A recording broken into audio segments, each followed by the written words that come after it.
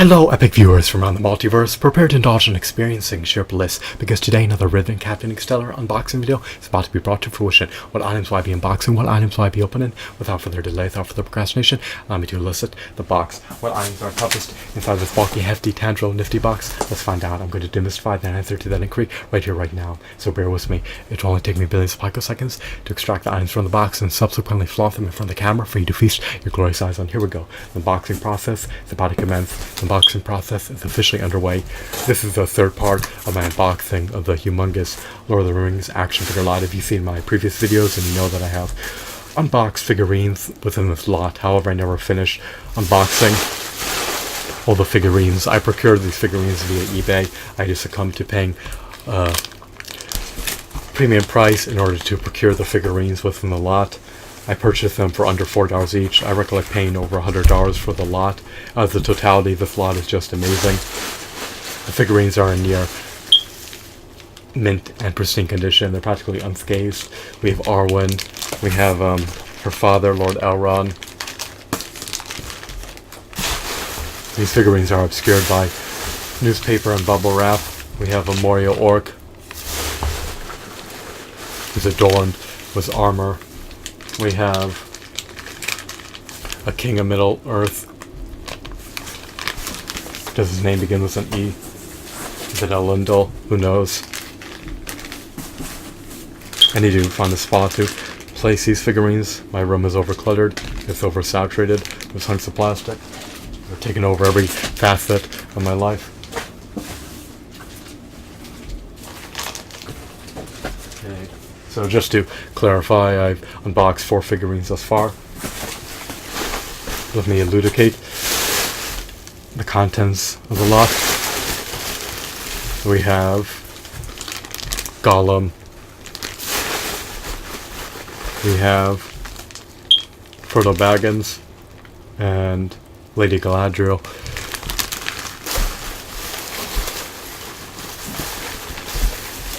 We have Gandalf the Grey, the White Wizard.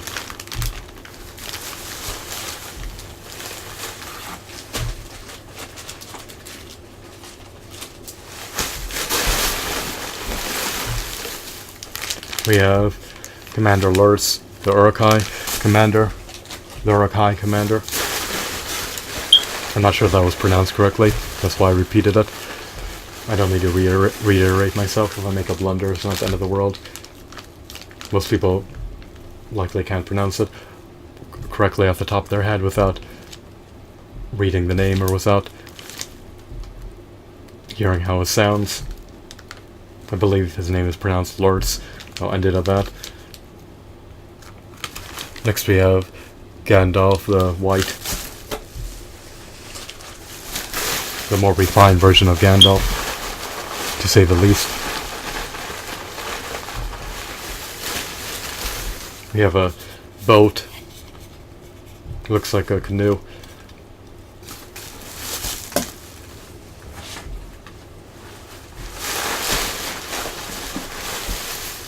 We have another accessory. This may be a part of a garden. We have Samwise Gamgee, or Gamgee, I think it's Gamgee, who knows. We have a Sam action figure.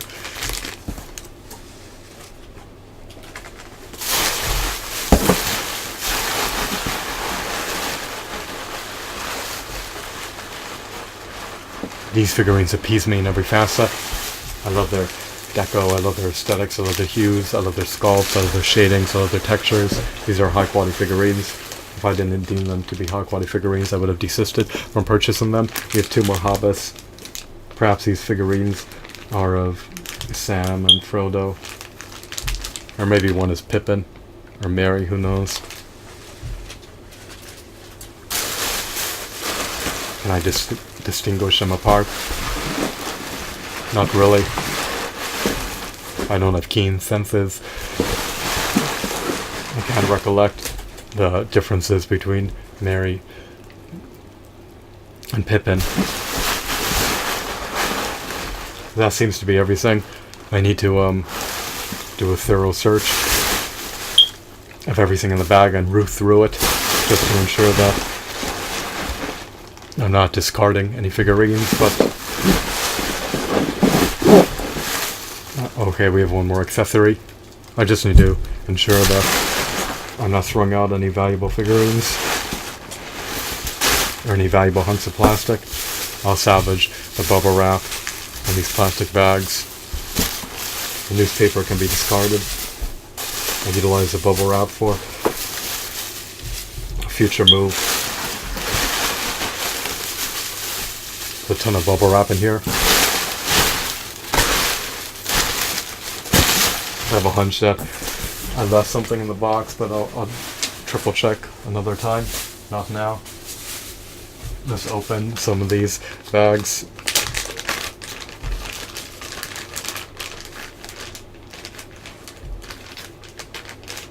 I need to find a spot to display these figurines. They'll be flaunted on my shelves.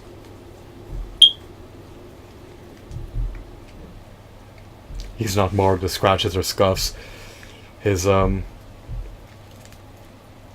knees are not double jointed. He lacks toe articulation. He lacks finger joint articulation. His elbows are seemingly not double jointed. His head is not relegated to a disjoint. It can be rotated. It can't really be ascended or descended, or move upwards or downwards. His arms can be pushed inwards or pushed outwards at your own discretion. His cape can flap. You can utilize the trigger in the back to elicit his hack and slash action. He can whack them to death with his staff.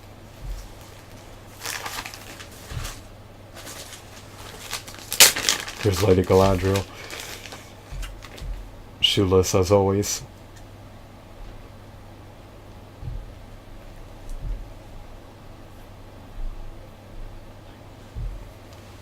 Here she is, the Elven Queen.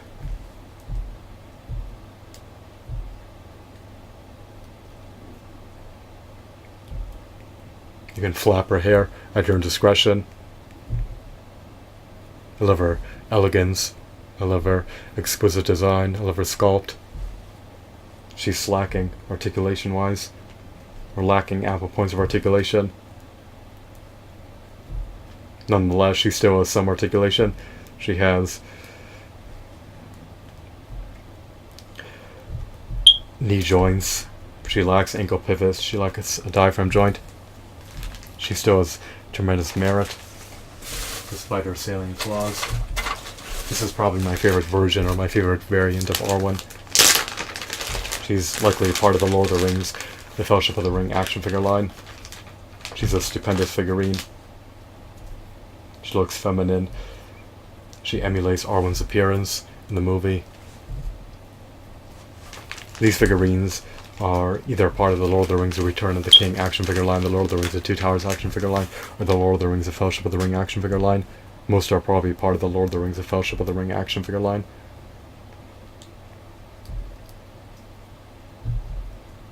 She can brandish her sword.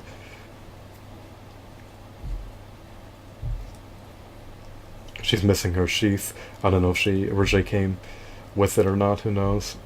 None of her screws is showing in her back. She's just a remarkable, extraordinary figurine.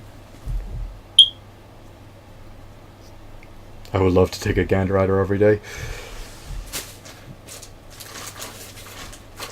Here's Gollum, probably derived from the Lord of the Rings, the Return of the King action figure line. He's got rubber arms. They can be placed into practically any dynamic pose. His whole body is practically comprised of rubber. His chest and his head are not comprised of rubber. They're probably comprised of PVC plastic. All of his fingers are intact. So I love these figurines because they can be placed into nearly any dynamic pose. They have high quality designs. They come with ample accessories. They're just remarkable.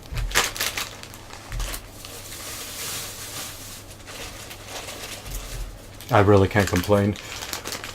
I guess I technically can't complain, but it's counterintuitive. since I'm receiving extraordinary value for my money. For under $4, if you're an avid Lord of the Rings fan, you can't go wrong.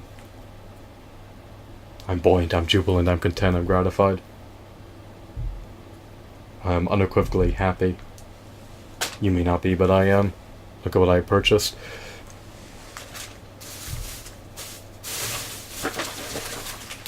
My favorite figurine is probably the Mario Orc. I know he's homogeneous to other Mario Orcs, but the whole point is that you're supposed to have an army of them. I probably have at least 10 now. Possibly something more. Here's his blade. Here's his helmet.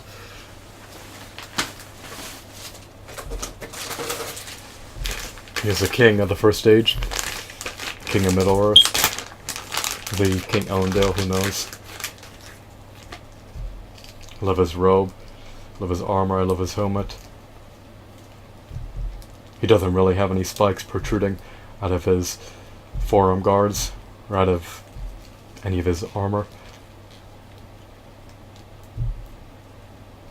He's poised for battle. I just love these figurines. As a totality, I'd rate them to be a 9 out of 10. I just would have preferred if they had more articulation. But they do have ample points of articulation. They do provide tremendous merit. Or they do possess, or they possess tremendous merit. I should say they provide tremendous value. Their intrinsic value is just incredible. Their extrinsic value is high as well. People would buy them on eBay for over $8 each, especially if they're in pristine condition. I won them via an eBay auction. I bid it against one or two other people for them. I prevailed in my endeavor to win the bid. My maximum threshold exceeded the maximum threshold of the other prospective buyer, so I won in that regard. Here's Lord Elrond. I love his wardrobe. It's quite fancy. I love the nitty-gritty details. I love the heraldry of these figurines. It's very symbolic. I love their attire. It's very unique. It's very novel. It's very visually appealing. I love being engrossed in the Lord of the Rings universe. I love Middle-earth. I love its inhabitants.